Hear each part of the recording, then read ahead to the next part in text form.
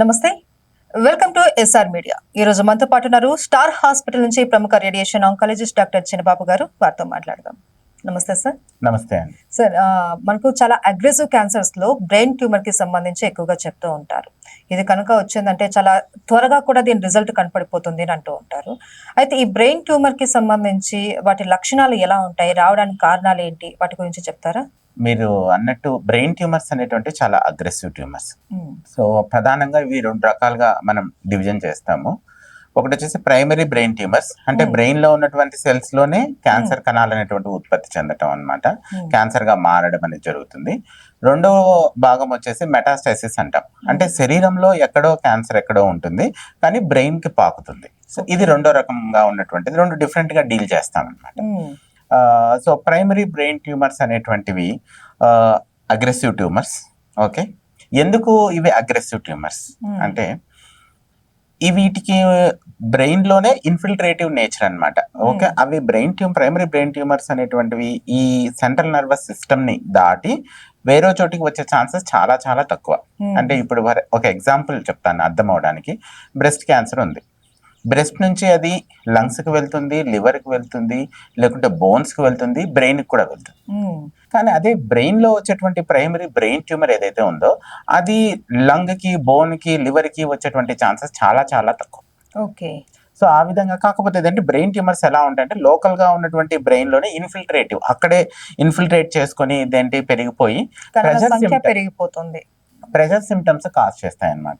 Pressure symptoms అంటే ఏంటంటే brain అనేటువంటిది ఒక కాంపాక్ట్ సెక్షన్.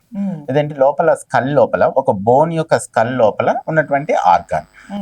సో అక్కడ ప్రెషర్ అనేటువంటిది పెరిగింది అనుకోండి, సో అప్పుడు ఏమవుతుందంటే కనుక లోపల ఈ క్యాన్సర్ కణాల ఇదేంటి ఎక్కువగా మల్టిప్లై అయిపోయి ఇన్ఫిల్ట్రేషన్ అయ్యి నార్మల్ బ్రెయిన్ టిష్యూని ఇదేంటి ఇన్ఫిల్ట్రేట్ చేసేసి దాన్ని దెబ్బతీసిన తర్వాత అక్కడ ప్రెషర్ పెరుగుతుంది, ఇంట్రాక్రేనియల్ టెన్షన్ పెరుగుతుంది అంటాం అనమాట. లోపల ఉన్నటువంటి బ్రెయిన్ లోపల టెన్షన్, దానివల్ల హర్నియేషన్ జరిగి చాలా వరకు ఇదేంటి పేషెంట్స్ చనిపోవడం అనేటువంటి జరుగుతుంటుంది ట్రీట్మెంట్ తీసుకోకపోవడం వల్ల. కానీ లేదనుకుంటే కనుక ట్రీట్మెంట్ తీసుకున్న తర్వాత కూడా అట్ ద ఎండ్ స్టేజ్ లో ఇది జరిగేటువంటి విషయం అనమాట.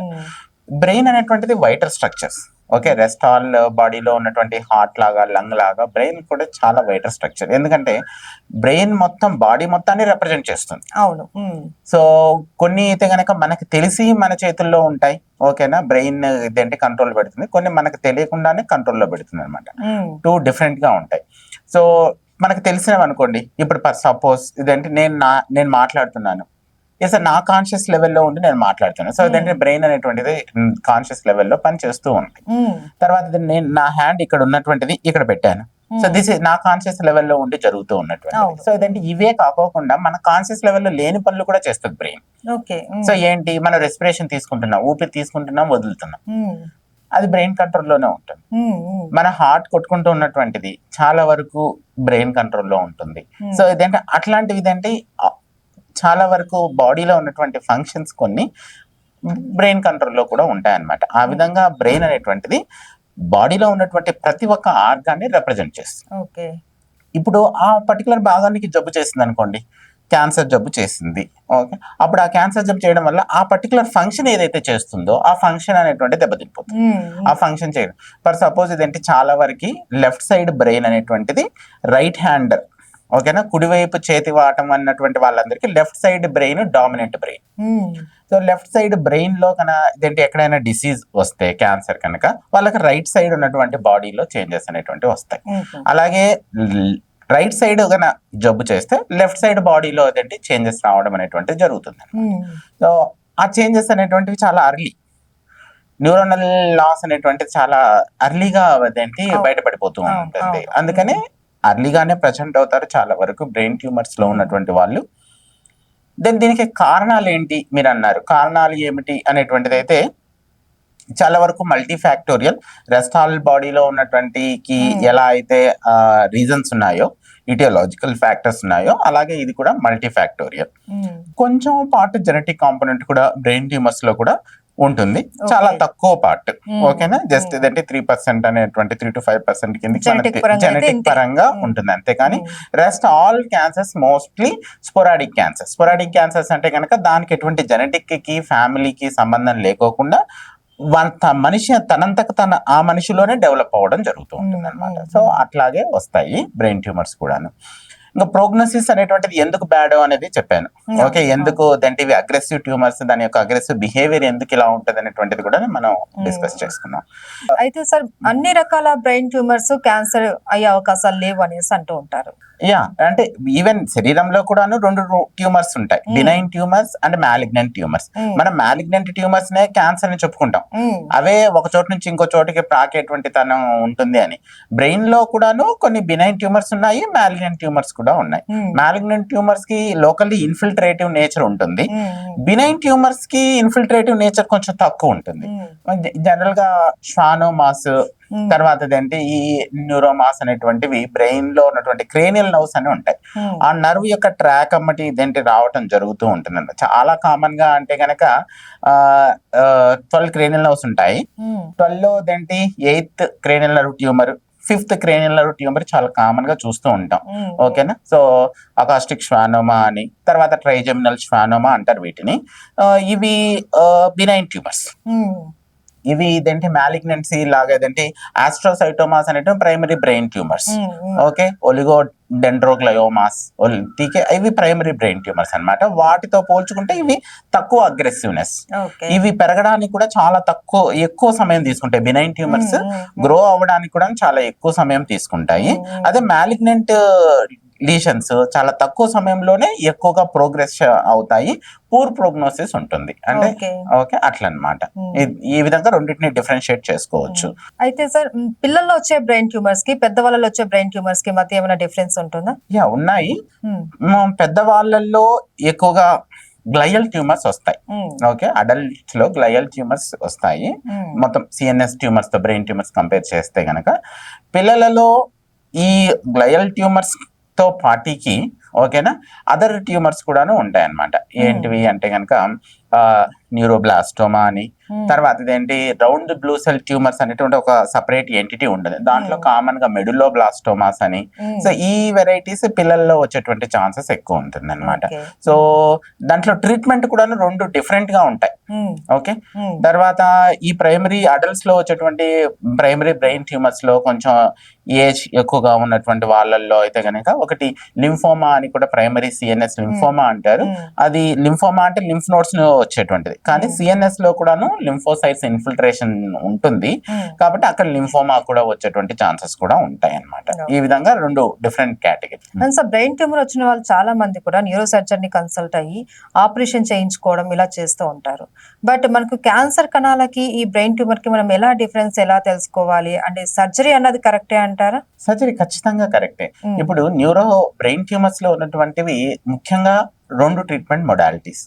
ఏంటంటే సర్జరీ, ఓకే, అది ఎప్పుడు చేయాలి, ఎంత సైజ్ లో ఉంది ట్యూమర్, ఆ ట్యూమర్ ఏంటంటే సర్జరీ ఎంత నెసెసిటీ అనేటువంటిది ఫస్ట్. ఇంకొక దానికంటే దానితో పాటు ఇదంటే జబ్బుని కన్ఫర్మేషన్ చేసుకోవడానికి కూడా సర్జరీ కావాలి.